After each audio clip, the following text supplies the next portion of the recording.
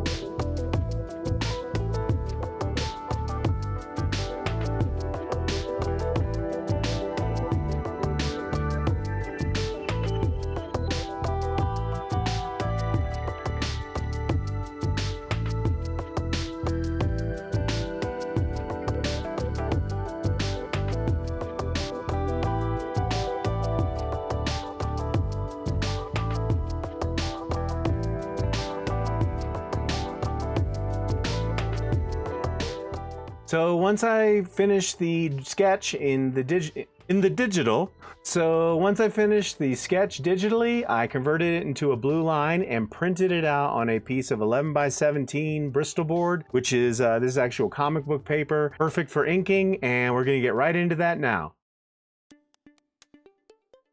While I'm inking, I thought I'd share with you some of the things that have helped me grow as an artist. I believe that many times artists, we tend to only focus on what we are good at. And if you think about, say, a crab, they've got that big claw, and then their other claw is really small and kind of, tiny.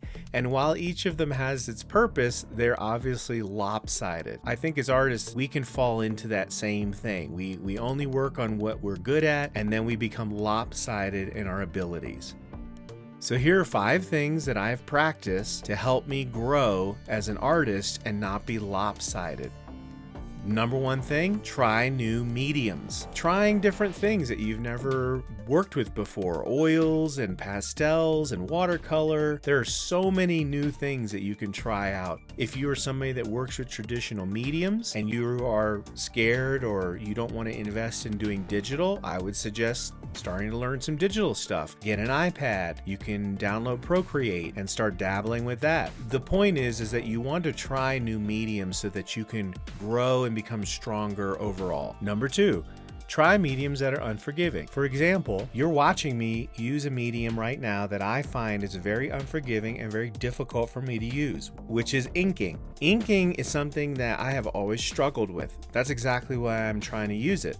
because I want to get over that. I want to learn to live with the mistakes. I want to learn to enjoy the process. And from that, I'm going to grow. So purposefully pick things that are going to challenge you in a way that you have to learn to think about what you're doing before you do it, and that you can learn to correct those errors, and also that you can learn to live with the mistakes.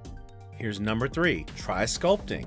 Learn to try sculpting and you will begin to think dimensionally, because you are thinking in the round. You're having to make something develop as a 3-dimensional object, or even something like model making, where you will kit bash, take a bunch of pieces of a model, different model kits, and then you see what you can create by pulling together those different parts. And I think this stretches your mind to think a different way. Number 4, try to develop endurance.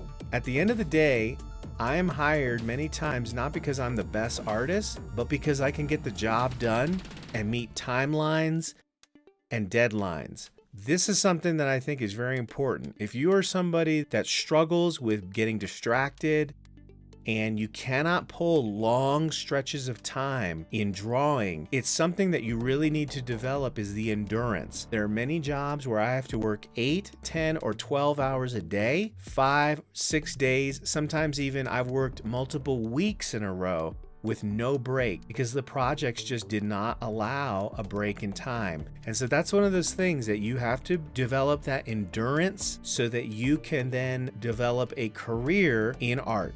And number 5, try to understand that all of this takes time. Arnold Schwarzenegger did not become Mr. Universe overnight. He had to train for weeks and weeks on end, years and years on end. And it's the discipline and the drive that will build up some of the areas where you need strengthening. We have the internet, and the internet bombards us with the best artists around the world. If you are spending a lot of time watching everybody else, number 1, it'll kill your morale. And number 2, you're spending too much time studying and not enough time doing. And what I've found is that the learning comes from the actual doing. Yes, there's a place for learning things from other people, but we can tend to use that as an excuse and think we're doing something when we're really not. It's the actual craft and learning the craft that will help you to grow. One of the things also that I've tried to do is to remember that there's always somebody better than me. And I did not get into artwork to be the best. I got into art because I loved it. I found joy in it. Really, at the end of the day, there's always going to be that better person out there. And I'm just trying to do the best that I can with the abilities that I have. And then a lot of the joy comes in the whole process of becoming a stronger, better artist. So don't lose sight of that this doesn't happen overnight. It's going to take time. Just remember that art is a sprint. Wait, no, it's the opposite. Just remember that art is a marathon, not a sprint, and enjoy the journey.